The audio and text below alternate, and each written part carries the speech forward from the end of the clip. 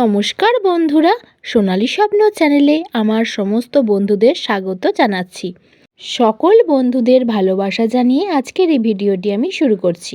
আজকের এই ভিডিওর বিষয়বস্তু হচ্ছে কৌশিকী অমাবস্যা কি, এই বছর অর্থাৎ 2024 সালে কৌশিকী অমাবস্যা কবে পড়ছে ও কৌশিকী অমাবস্যার গুরুত্ব।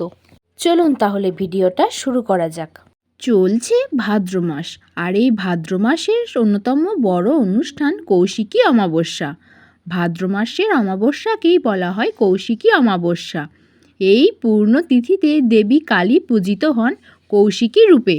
এবছর অর্থাৎ 2024 সালে কৌশিকী অমাবস্যা পালিত হবে 16ই ভাদ্র, ইংরাজি 2রা সেপ্টেম্বর সোমবার। অমাবস্যা তিথি শুরু হবে 15ই ভাদ্র রবিবার, ইংরাজির 1লা সেপ্টেম্বর, শেষ রাত 5টা 21 মিনিট থেকে। অমাবস্যা তিথি শেষ হবে 17ই ভাদ্র, ইংরাজি 3রা সেপ্টেম্বর মঙ্গলবার সকাল 6টা 31 মিনিটে। ভাদ্র মাসের এই কৌশিকী অমাবস্যার তিথিতে বিশেষ তন্ত্রমন্ত্রের ক্রিয়া চলে। তারাপীঠ মহাশ্মশানে গোটা রাত ধরে এই বিশেষ আরাধনায় বসেন। কথিত আছে এই তারাপীঠে কৌশিকী অমাবস্যার দিনে সাধক বামাখ্যাপা সিদ্ধিলাভ করেছিলেন। তন্ত্রমতে এই রাতকে তারারাত্রিও বলা হয়। মা তারারই আর এক নাম কৌশিকী। এই দিনই দশমহাবিদ্যার অন্যতমা দেবী তারা মর্তধামে আবির্ভূতা হন বলেই বিশ্বাস। এই দিনটিতে বীরভূমের তারাপীঠে মা তারার বিশাল পুজো ও উৎসব হয়। ভক্তেরা ছোটেন তারাপীঠে পুণ্যলাভের উদ্দেশ্যে। পুরাণ মতে এই দেবী কৌশিকী শুম্ভ নিশুম্ভকে বধ করেছিলেন। সেই থেকেই নাকি পালিত হয়ে আসছে কৌশিকী অমাবস্যা। কৌশিকী অমাবস্যার গুরুত্ব অন্য অমাবস্যার থেকে আলাদা।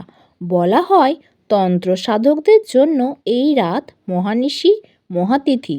সাধারণ মানুষ এই তিথি পালন করেন তাদের জীবনে বাধা বিপত্তি দূর করতে, জীবন থেকে অশুভ শক্তিকে সরিয়ে দিতে। কৌশিকী অমাবস্যার রাতে এক বিশেষ মুহূর্তে স্বর্গ ও নরক উভয়ের দরজায় কিছুক্ষণের জন্য খুলে যায়। এই সময় ধনাত্মক অথবা ঋণাত্মক শক্তি নিয়ে সাধক তার সাধনা সম্পন্ন করতে পারেন বলেও বিশ্বাস। এই দিন অনেকেই সিদ্ধিলাভ করেন বলে মনে করা হয়। সাধক তার ইচ্ছামতো বিশেষ শক্তি সাধনার মাধ্যমে সিদ্ধিলাভ করে বাঞ্ছিত ধামে চলে যান। এবার জানা যাক এই কৌশিকী অমাবস্যার দিন কি কি করা উচিত আর কি কি করা উচিত নয়। কৌশিকী অমাবস্যার দিন কি কাজ করলে আপনি বাধা বিপত্তি থেকে মুক্তি পাবেন সেটাও জানা যাক। আপনার বাড়িঘর খুব সুন্দরভাবে পরিষ্কার পরিচ্ছন্ন রাখুন। ওই দিন যেন বাড়ি অপরিষ্কার না থাকে সেদিকে নজর রাখতে হবে। কোনো এঁটো বাসনপত্র যেন না থাকে সেদিকে খেয়াল রাখবেন। কোনো পুরনো বা ছেঁড়া জামাকাপড় থাকলে সেগুলি কাউকে দিয়ে দিন অথবা ফেলে দেবেন। শুধু বাড়ি নয়, বাড়ির সামনের উঠোনও পরিষ্কার রাখবেন। কৌশিকী অমাবস্যায় সন্ধ্যের পর বাড়ির সদর দরজার সামনে 2টি তিলের তেলের প্রদীপ জ্বালাবেন। এর ফলে বাড়ির সমস্ত নেগেটিভ শক্তি বেরিয়ে গিয়ে পজিটিভ শক্তির আবির্ভাব ঘটবে। জীবনের সব সমস্যা ও অসুবিধা দূর করতে এই টোটকা ব্যবহার করুন। আসন্ন কৌশিকী অমাবস্যায় সন্ধেবেলায় একটি কুয়ো বা একটি গর্তে 1 চামচ দুধ ঢালুন। তাতে আপনার জীবনের সমস্ত বাধা বিপত্তি দূর হয়ে যাবে।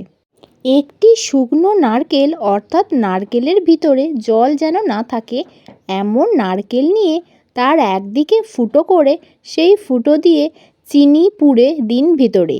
এবার ওই অবস্থায় নারকেলটি নিয়ে গিয়ে বাড়ি থেকে বেশ খানিকটা দূরে কোথাও পুঁতে দিন।